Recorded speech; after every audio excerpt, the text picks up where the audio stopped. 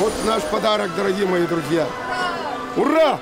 Из Москвы начальник татарстанского отделения юнармии доставил кубок от министра обороны, долгожданную и заслуженную награду. Как и всегда, рядом юнармейцы. Это в первую очередь их победа, отмечает Александр Бородин. По итогам уходящего года татарстанское отделение юнармии вновь признано лучшим в стране. Специальная конкурсная комиссия определила по критериям, что достойно первое место заняло наше региональное отделение юнармии Республики Татарстан. Впереди у нас еще создание домов юнфлота, домов юнавиа. Надеюсь, совместно будем воспитывать настоящих патриотов нашей Родины. А Родина у нас одна – Россия.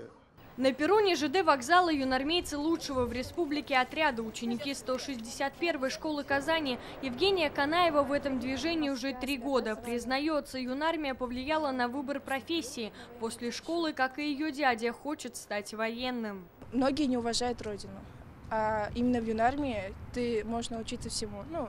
Любовь к родине, патриотизму. Чуть что, ты уже знаешь, что так надо будет поступить. Татарстанское отделение юнармии – это 49 штабов и более 1000 отрядов, в которых воспитываются 38 тысяч юных патриотов. Мне юнармия самому по себе очень сильно нравится. Мне как-то военное, все разбирать там автоматы, маршировка. У меня папа полицейский, дедушка тоже. Сама тоже хочу пойти по этому направлению. Цель – развивать дальше юнармию, чтобы развивался патриотизм, любовь к родине, также развивать свой кругозор.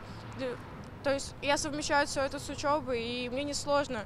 Это, наоборот, для меня большой поступок. Общероссийский смотр конкурса региональных отделений юнармии проводится ежегодно. В этот раз на него заявились отряды из всех субъектов страны. Борьба за звание лучших была напряженной. Отбирали по 40 критериям. Учитывалась проводимая военно-патриотическая работа, вовлечение молодежи в общественно значимые акции, наличие домов юнармии. Их в Татарстане больше всего по стране – 31.